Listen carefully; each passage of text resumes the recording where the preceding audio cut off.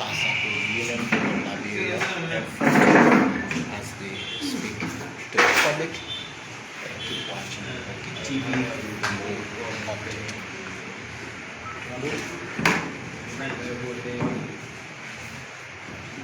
Ready? Yeah. Okay, members of the press, we want to use this time to welcome all of you, our motorcyclists back there, and the general public here. We want to say welcome to the office of the Merged Federation of Motorcycle and Tricycle Union of Liberia. This is our national head office. We want to use this medium to welcome all of you to our local office in our day-to-day press conference. And our press conference will be here by some national executive committee as you are seeing here. So let me introduce some of our present national executive committee here. We have Jacob Semara, who serves as the national PRO, and I am Donato G. Bover. I serve as the vice president of Tourism and Comment. And this is Dua Monoba, who serves as the vice president for administration. We have Stephen Weir, who serves as the vice president for operation, and we have Mark Summer. He's the assistant financial man for the Merged Federation, and our motorcyclists and other leaders that are here present. So I want to use this medium to welcome all of you to our head office today. Welcome to the Merged Federation of Motorcycle and Tricycle Union office. This is our national office. We want to take this time to go through our press conference, and our press conference will be read by Honorable Stephen. Thank you ever so much. Thank you. Thank you so much. Again, the press statement for immediate release, this September 8, 2025. The National Executive Committee, NEC, and the incorporators of the Merged Federation of Motorcycle and Tricycle Union of Liberia, in M-FMOTUL, which is to inform the general public, partners, and all motorcyclists and tricyclists across Liberia of recent resolution and actions taken in the interest of the Federation. Following the removal of Mr. A. John F. Kenyon as President General of M-FMOTUL, through a vote of no confidence passed on July 28, 2025, the National Executive Committee and the incorporators have unanimously resolved to restructure the Executive Committee as follows. Mr. Dua Moba, current Vice President for Administration, VBA, is hereby selected, confirmed, and endorsed as the interim President General of the Merged Federation of Motorcycle and Tricycle Union of Liberia. Mr. Stephen W. Senior, current Vice President for Operations, is hereby selected, confirmed, and endorsed as Vice President for Administrations. Mr. Anthony B. Seyon, Vice President for Motorcycle Affairs, is hereby selected, confirmed, and endorsed as Vice President for Operations. The following Executive Committee members shall retain their positions with the exception of the Vice President for Motorcycle Affairs, which is currently vacant. 1. Vice President for Trade, Commerce, and Investment, Mr. Donato G. Bofer. Vice President for Tricycle Affairs, Mr. Joseph F. Riches. Secretary General, Mr. Jacob Sobo. Executive Director for Budget and Finance, Mr. Axel N. Johnson. Deputy Secretary for Administration, Mr. Daniel Silly. The National Executive Committee hereby reaffirm that Mr. A. John F. Kenyon is no longer the head of the Executive Committee or the President General of M-FMOTUL. Accordingly, no person of institution should conduct business with him in the name of the Federation. All official businesses must be conducted with the current leadership headed by Mr. Dua Moba, Interim President General. Following unlawful actions at our national headquarters on August 25th, 2025, a group of unscrupulous individuals led by nominated coordinators and an inspector general, confirmed by the National Executive Committee, stormed the national headquarters of M-FMOTUL. These individuals acted under the influence of the former president unlawfully, forcefully entering the headquarters with unknown men, damaged office property including chairs, doors, and tables, assaulted and vividly insulted Executive Committee members, conducted an unauthorized press conference, interferes in the internal affairs of the National Executive Committee. Reactionary tendencies. Abbas. Reactionary tendencies. Abbas. Bad governance. Abbas. Bad governance. Abbas. Bad Such act is direct violation of the Marshall Agreement, specifically Section 24, which clearly states that all directors, proper and county coordinators nominated by the President General must be confirmed by the National Executive Committee before any official appointment can be finalized. The following individuals, all nominated by former President Keon, but never confirmed, participated in this unlawful act, and are hereby dismissed with immediate effect from their positions. 1. Amadou Ba, nominated county coordinator, Grand Kema County. Charles Addison, nominated county coordinator, Bomi County. April O. Kori, nominated county coordinator, Bon County. Aaron Safa Wia, nominated county coordinator, Grand Jida. Mohamed Aliou Ba, nominated county coordinator, Riwaji County. Dempster Blama, nominated National Inspector General. To ensure stability and continuity as both the county and security level, the National Executive Committee and the incorporator hereby appoint and confirm the following individuals: Mr. Mustafa Kamara, Deputy County Coordinator for Administration, County Coordinator. Jeremiah Dennis, Deputy County Coordinator for Administration, Bomi County as County Coordinator. Deputy County Coordinator for Administration, Grand Jida County shall serve as coordinator for M-FMOTUL in Grand Jida County.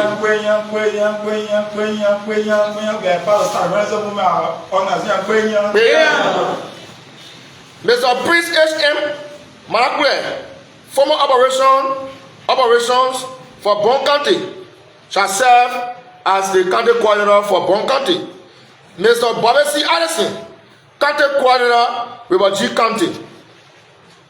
The Security Department, Mr. Mamadou Samba, Deputy Inspector General for Crown Service 103, National Inspector General of the institution. Mr. Prince Say, Deputy Inspector General for Operation 102, shall serve as Deputy Inspector General for Administration.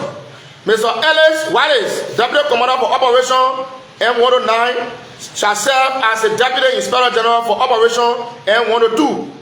The National Executive Committee and Incorporator reaffirm their unwavering commitment to transparency and accountability, discipline and good governance, protection of all the collective interests of all motorcyclists and tricyclists across Liberia. We therefore call on all members, partners, and stakeholders to remain law-abiding, supportive, and cooperative as we continue strengthening and protecting the dignity of our noble Various Federation of Motorcycle and Tricycle Unions of Liberia. Thank you so much, member of the press. And this document was signed by Jacob Z. Mobile, National Public Relations Officer, and approved by the National Executive Committee, headed by our dynamic president, Mr. Dwell Mobile. Thank you so much. Yes, so I have concerns, two concerns. So my name is Prince. I work for Pram FM and Focus on Liberia TV. So my concern is what your law says, your constitution says about the executive committee taking decision. What the law says about that. The follow-up, the B to that question is how many members of the executive committee constituted this action? The second question or the second concern is I also heard you dismissing some members who is said the violation and so doing new appointment.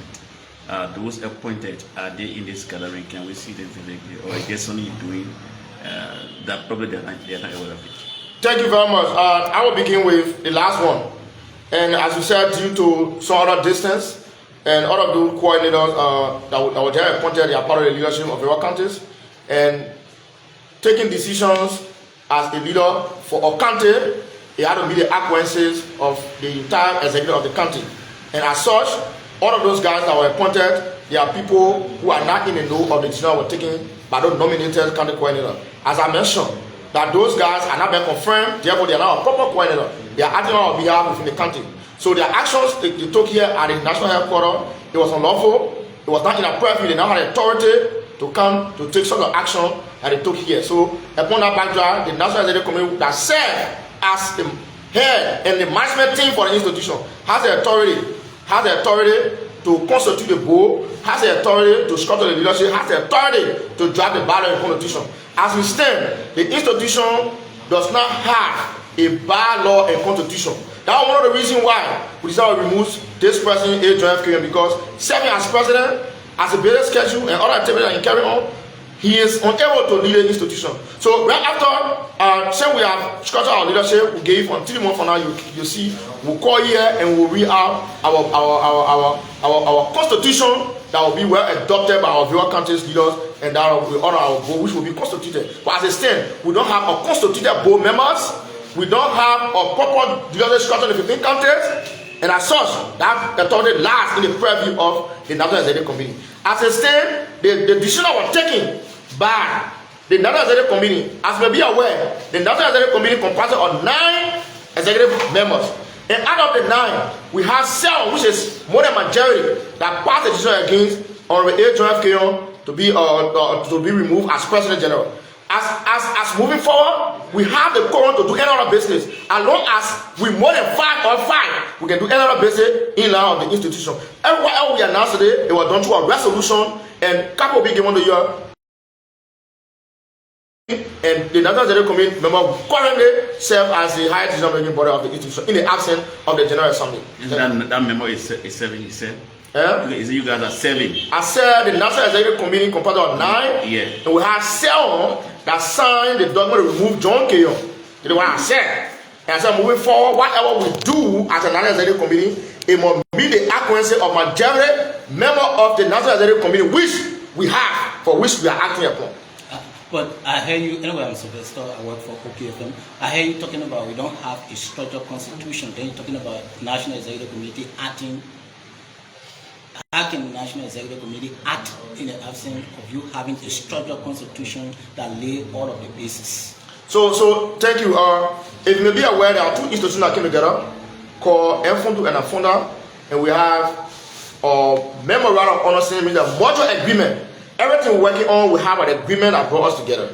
And that agreement states, I stated one of the sections here, that we talk about 9 executive committee members, we talk about power sharing in that document, and we talk about the executive member and the one as the management team of the institution. So they appoint other directors and other positions, even including contest leader as well. So as a stand, we're going to have the National Executive Committee that will firstly established.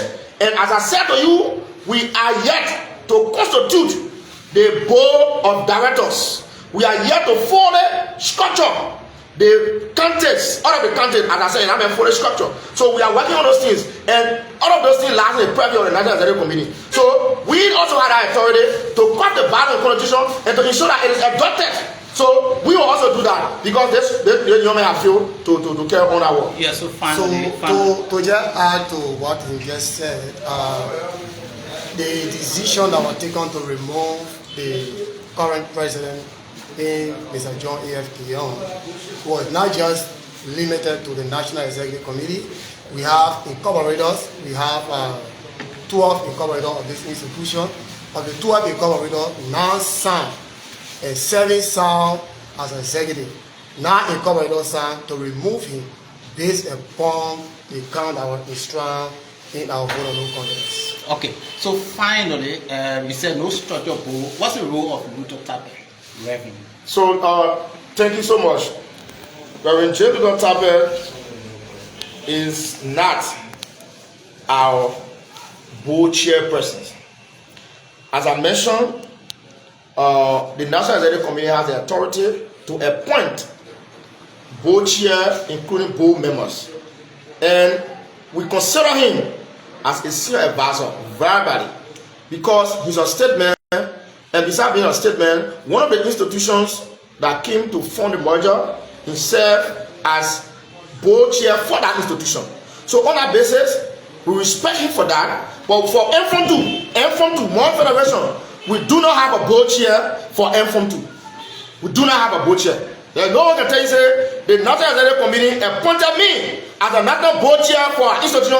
There is a resolution, and there is a letter that was given on me. I challenge that. No one can show you that as a state, we don't have a board chair for the More Federation of Liberia and Tricycle Unions of Liberia. No. Thank you. I'm Ishmael looking. I work for Punch FM. I have two quick concerns. They are follow-up. You know, I'm concerned about the resolution that you're talking about. You know, you signed a resolution that, according to you, 7 out of the 9, executive committee members signed that resolution. But you are saying that when you have done all of the processes, you will make copy of the resolution available. How can you sign a resolution when you don't have copy available? So what we're talking about in the past, I think some of the generals that come here, they have received a copy already, right? I'm talking about every decision moving forward of the institution, because one point or another we got, in fact, the thing is not just so proprietorship, or the president that we got today say I take a decision. No, that decision must be in line with the National Executive Committee. In majority, the same vote the president has in the executive meeting, the same vote every member of the executive has. So if you post on the floor and it is discussed, everyone vote upon it. When it costs, that means it becomes a banning rules and regulations for the institution at that moment. So as a state, the decision that we move, John, we share copies of the resolution.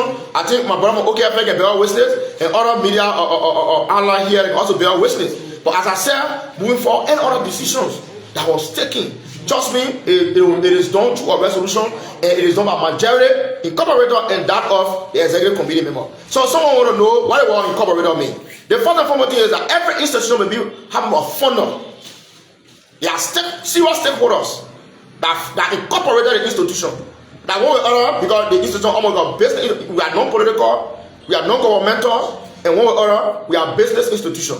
So those people who funded the institution, they had the authority over the institution. So when the institution is going astray, if the institution is going backward, and one individual who is going, they had the authority to take a decision that will safeguard the institution, and then the action they have taken. So that's the reason why we are telling you, when you hear us saying, or incorporator, executive member, and what have you, that's the reason. Okay, so finally, I'm Emmanuel Bueno from ERBC. You talk about, you guys don't have constitution. What is the main thing that been holding you guys back from getting constitution? So thank you. We raised the issue. If you check in our document, I mean the resolution of no comment against John Keon. The first and foremost thing is that there was nothing can be concluded on without the president. So we are engaged the president. In fact, it is as you can see the office. The president when he go to the office, he will come here, will put ideas together, and the president does not care as regards to the format of the institution. What he does is to collect money for go and call people in the name of the institution and collect money. So the president has been a problem. So what I just told you, we cannot conclude anything without the president. And due to the lack of neglect of the responsibility, that these are reasons why, one of the reasons why we are removing. So I can assure you, 3 months from now. How long has he been serving the position? He has been serving for 1 year plus. He has been serving. Did they give him terms of reference to do those things to ensure that he approves your recommendation as board members when it comes to constitution being formalized, when it comes to structuring of leadership in the county and the appointed board members and board chair? Did you get anything of? So thank you. The first and foremost thing, the president is the head of the executive and the head of the institution. So as a stand, I told you that we have a mutual agreement about together. In that mutual agreement, they gave the term a reference of the executive committee, which is headed by the president. We have the responsibility to cut the body constitution. We have the responsibility to constitute the board members. We have the responsibility to structure the counties. And trust me, that cannot be done as a solution of the president general. So that is the responsibility of the president. And to open, you cannot open, can you imagine as an institution of the president don't have a bank account? How do you manage your funds? So that's the issue. So we cannot have a even we have come with bank or document with our resolution to open an account and whatever. But trust me, that's what I'm asking. How do you manage your so funds? So the first and foremost is that these are reasons why we are taking the. Are there any allegations of embezzlement or use of? So if you read that document, we'll talk about misappropriation of fund. We'll talk about using the institution fund for a personal gain, getting the other stakeholder people give up money, and there are no accounts so you put in your pocket. And there are a lot of things, right? So at a stand to safeguard the institution, that's the reason why the National Executive Committee and the funder and incorporator of the institution trying to safeguard the institution. We are saying John Keon is exhausted. John Keon no longer had an interest of the institution. Therefore, he should leave the sector. And now say we are part of God, no problem. In John Kenyon, we are going to start active operation. That's the reason why we are asking all government institutions, we are asking private organizations, partners, not to do business with him, because moving forward, we are going to start our regular workings to ensure that before the year ends, we will be able to adopt our value and constitution and making sure that we set all necessary for the proper functionality of our institution. Okay, my name is Roland James, and I report for M-FM. The inner fight in the union continued to deepen. A few weeks back, guys from the very union were here and held press conference, suspended some of you who are holding press conference today. And you are coming up to suspend some of them as well. So I'm concerned, what have been those reconciliation efforts from your end in making sure that the union will rise again?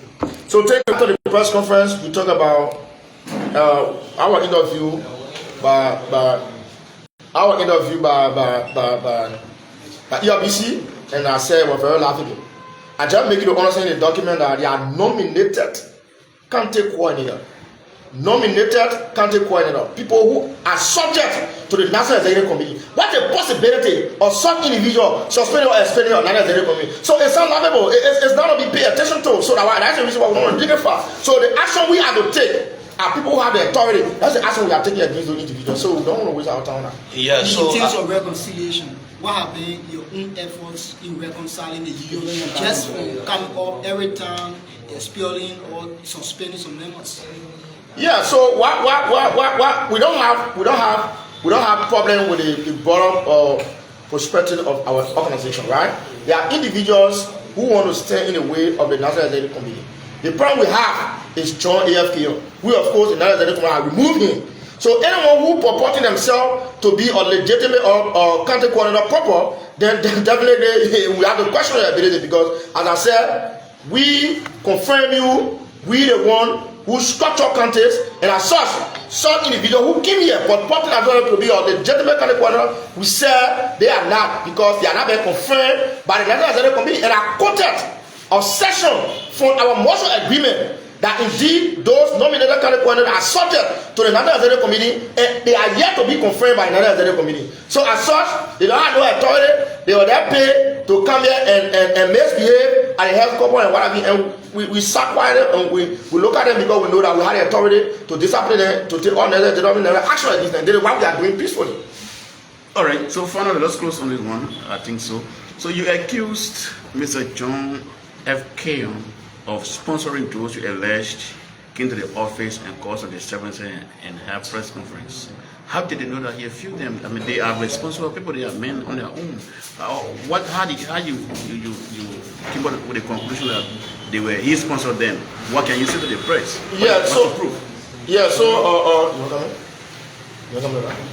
So as it relates to that particular question, we are fully aware he escorted them. The first and foremost thing is that when he came that day, he was prepared for chaos, because he was present. He was present. John was present, and when he escorted those guys, in fact, there's some guys the king, we don't even know them. I won't use the word unknown men. There's some people the king, we don't know them.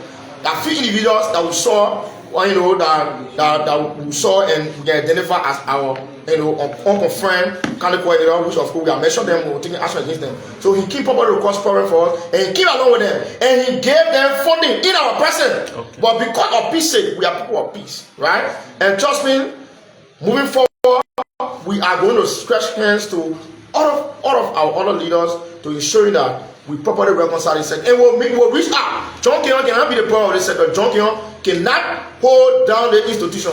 The institutional problem as a stand at John Kenyon. And as such, since John Kenyon has been removed, we're going to ensure that the right thing happens within the institution. Thank you very much. Have you informed me of a decision? Yeah? Have you informed me of a removal? As I told you, this decision, we are just reaffirming, providing information. We had a press conference here a few weeks back, and John Kenyon was served. In fact, we gave him due process in the sense that we submitted a letter to him prior to the press conference or the hours after Nathan, reasons that were mentioned, and he failed to do that. So we came out with party for no comment, and we wrote him, we attacked it, and we told him to take all the M-FMOTUL in possession, including cars and all the other documents in possession. So right after we were waiting for to structure our leadership and just We are going through the leadership and moving forward. We're going to start engaging issue and getting after him for the car and the rest of the things that he possesses belonging to the institution. That will reassure the public. Thank you so much. Folks, thanks for following us. My name is Prince Moba. This is Focus on Liberia Television. So a group of, I'm a portion of session of the Executive Committee of the National Executive Committee of the Federation of Tricycle Unions of Liberia. They have the press conference. Bye-bye, I'm out.